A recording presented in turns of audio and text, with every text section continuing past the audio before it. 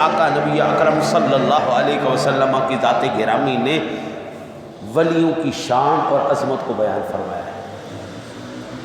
اچھا جی، عن ابی ہریرہ رضی اللہ تعالی عنہ ان نبی صلی اللہ علیہ وسلم قال بینما رجل یسمع رعدا او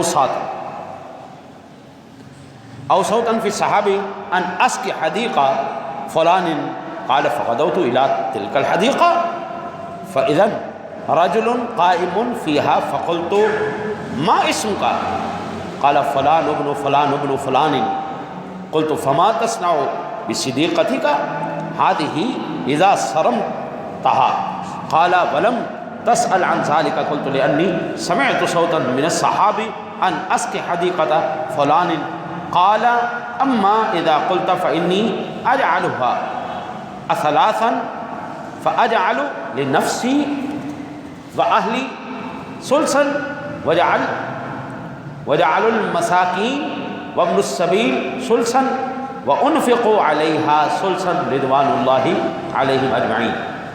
یہ مسند امام احمد کے اندر 7967 نمبر پر اور انٹرنیشنل نمبر کے مطابق 3362 نمبر پر حدیث پاک موجود ہے جی۔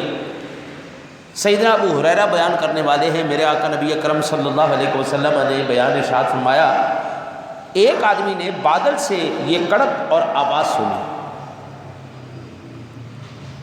بادل سے آواز آئی، چلو بھائی چلو، ہم نے فلاں کے باغ کو جا کے پانی دینا ہے۔ بادل کبھی بولتے؟ بادل نہیں بولتے۔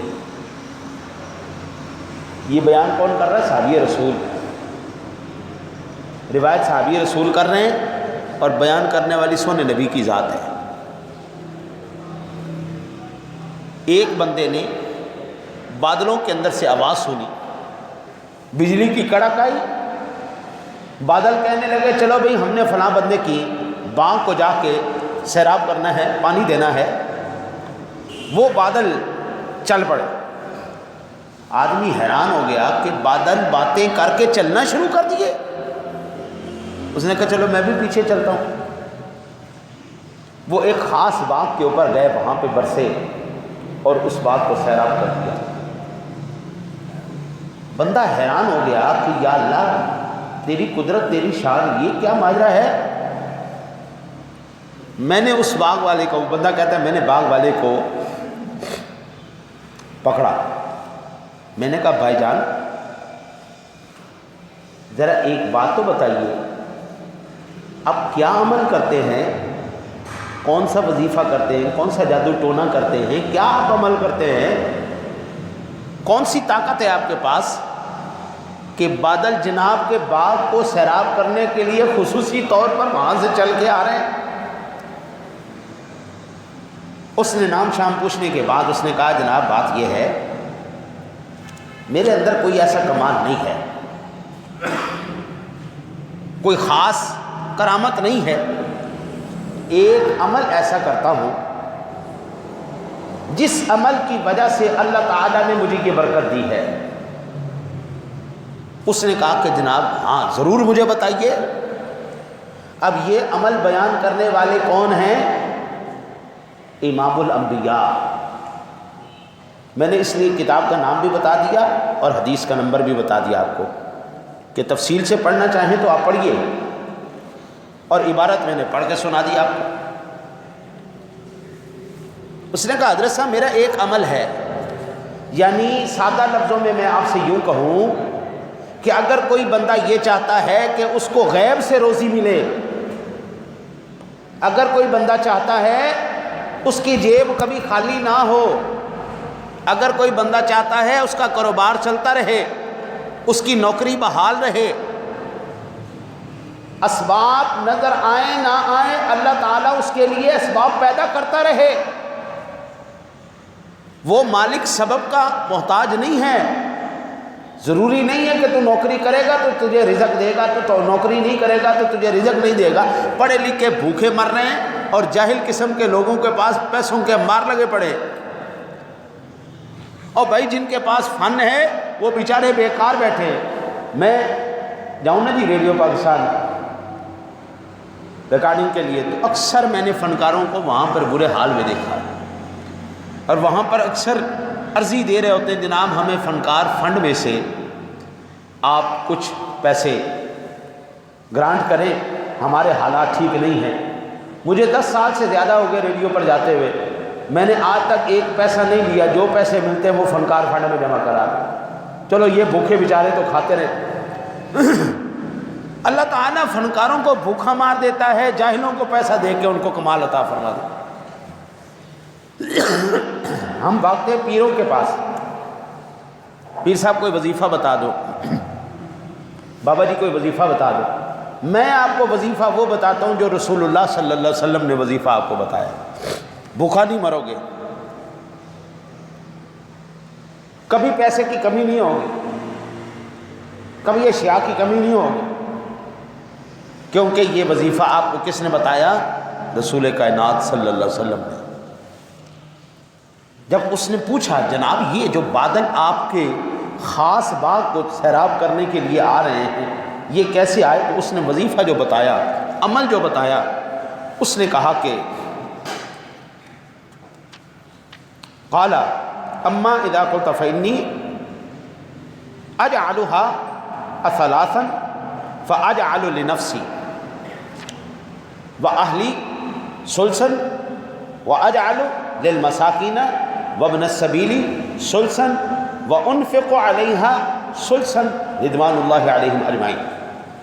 اس نے کہا جناب میرے پاس جو اللہ تعالیٰ مجھے کمائی دیتا ہے، جو اللہ تعالیٰ مجھے تمام کا تمام اس باغ سے مجھے عطا فرماتا ہے، سادہ لفظوں میں اگر آپ کو اس کا ترجمہ کر کے بتاؤں، جو میرے پاس کل سرمایہ آتا ہے، میری تنخواہ آتی ہے، میں اس کے کرتا ہوں جی 3 حصے، میں اس کے کیا کرتا ہوں 3 حصے۔ ایک حصے کو اپنے اہل خانہ کے لیے میں محفوظ کر لیتا ہوں تاکہ میرے اہل خانہ وہ کھائیں، دوسرا حصہ میں مسکینوں اور مسافروں کے لیے میں مقرر کر دیتا ہوں کہ مسکین اور مسافر کھائیں، تیسرا حصہ میں اس باغ کے اندر دوبارہ لوٹا دیتا ہوں تاکہ یہاں سے مجھے اس کا، یہی میرا عمل ہے، یہی میرا سلسلہ ہے۔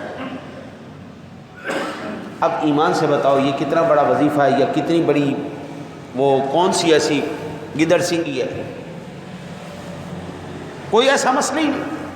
بندے کے پاس جو کمائی ہے 3 حصے کرے جناب، ایک اپنے لیے رکھے، ایک غریبوں مسکینوں کے لیے رکھے، ایک جہاں سے وہ آئیے وہیں پر اس کو لوٹا دے۔ اللہ کی ذات اس کو غیب سے اتنا عطا فرمائے گا بندہ حیران ہو جاتا ہے۔ یہ کرامت ولی کی بیان کی کس نے؟ سرکار دو جہاں صلی اللہ علیہ وسلم۔ بخاری شریف کے اندر کتاب الکفالہ ہے، کفالہ پہلی جلد میں ہی ہے، عربی کے اندر دیکھیں تو 306 نمبر صفحہ ہے، اس کے اندر ایک روایت اور حضور نے بیان کی، اس کو آپ تفصیل سے پڑھ لیجئے گا، میں اشارتاً آپ کو سنا دیتا ہوں۔ 2 بندوں نے آپس میں قرضے کا لین دین کیا، ایک نے کہا میں آپ کو قرضہ دے رہا ہوں، گواہ ہے آپ کے پاس؟ اس نے کہا کفا باللہ شہیدا، میرا اللہ گواہ ہے۔ ٹھیک ہے، کہا جناب اگر آپ قرضہ لے لیں پھر اس قرضے کی ذمہ داری کون اٹھائے گا؟ کہ آپ نہیں دیں گے تو آپ کی جگہ پہ فلاں شخص قرضہ دے گا، یہ ذمہ داری کون اٹھائے گا؟ کہا کفا باللہ وکیلا، میرا ضامن میرا اللہ ہے۔ انہوں نے کہا بس بات ختم ہو گئی، گواہی بھی اللہ کی ہو گئی، ضمانت بھی اللہ کی ہو گئی۔ حضور فرماتے ہیں اس بندے نے قرض لیا، وہ چلا گیا دریا کے پار۔ جب معینہ مدت آئی اس بندے نے واپس دینے کے لیے جب دریا کے کنارے پہ آیا، کشتی ملی کوئی نہیں، بڑی کوشش کی، اس نے کہا اگر میں نے واپس نہ کیا تو معاملہ خراب ہو سکتا ہے۔ لکڑی کو اٹھایا، اس میں سوراخ کیا، 1000 دینار اس کے اندر ڈالے، ڈال کے اوپر سے اس نے لکڑی کا منہ بند کر دیا اور کہا مالک گواہ بھی تجھے بنایا تھا اور ضامن بھی تجھے بنایا تھا، یہ میں مولا دریا کے اندر سواری نہ ملنے کی وجہ سے یہ ہیلا میں کرتے ہوئے مولا پیسے اس میں رکھ رہا ہوں، اس کو تو اس بندے تک پہنچا دے۔ حضور سرور دو جہاں صلی اللہ علیہ وسلم فرماتے ہیں دریا کے اندر وہ لکڑی تیرتی تیرتی دوسرے کنارے پر گئی جس سے قرض لیا تھا، وہ لکڑیوں کی تلاش میں دریا کے کنارے آیا، اس کو وہ لکڑی نظر آئی، اس نے کہا چلو قرضہ دینے والا نہیں آیا تو نہ صحیح، یہ لکڑی آ گئی، آگ تو جلائیں گے۔ وہ لکڑی اٹھائی، جب گھر جا کے اس کو توڑا، اس کے اندر سے اس کا قرضہ نکالا، اللہ کا شکر ادا کیا۔ اتنی دیر میں جس نے قرضہ دینا تھا اس کو سواری بھی مل گئی، اس نے 1000 دینار اور لیا، سواری پہ چڑھا کہ ممکن ہے اس کو نہ ملا ہو، 1000 دینار اور لے کے وہ دوبارہ ادھر چل پڑا۔ ایمان سے بتاؤ آج کوئی قرضہ لے لے تو اس طرح دیتا ہے؟ ہاں جی، قرضہ ایک دفعہ لے لو پھر شکل ہی دیکھنے سے گیا بندہ۔ جس نے اپنی دوستی یاری خراب کرنی ہو نا وہ دوسرے کو قرضہ دے دے، بس دوستی یاری ہو گئی، ختم۔ اللہ اکبر۔ خیر جب وہ لے کے وہاں پہ پہنچا، اللہ کو ضامن بنایا، اللہ کو گواہ بنایا، اللہ نے دونوں کی حاجت کو پورا کیا، وہ لے کے وہاں پہ پہنچا۔ آج کل کا کوئی بندہ ہوتا نا جی، تو جب وہ دوسرے پیسے لے کے آیا نا جی، کہتا ہے جناب یہ میں پیسے لے کے آیا ہوں، میں نے یہ کام پہلے کیا تھا، پتہ نہیں آپ کو پیسے ملے کہ نہیں ملے، یہ آپ پیسے قبول کر لیں۔ آج کل کا ہوتا تھا ٹھیک ہے آن جوان تو بسم اللہ۔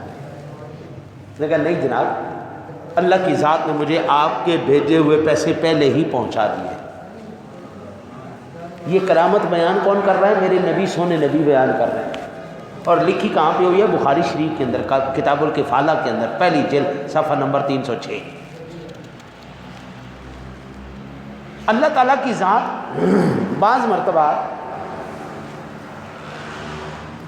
بغیر کرامت کے بھی ولایت عطا فرما دیتے ہیں۔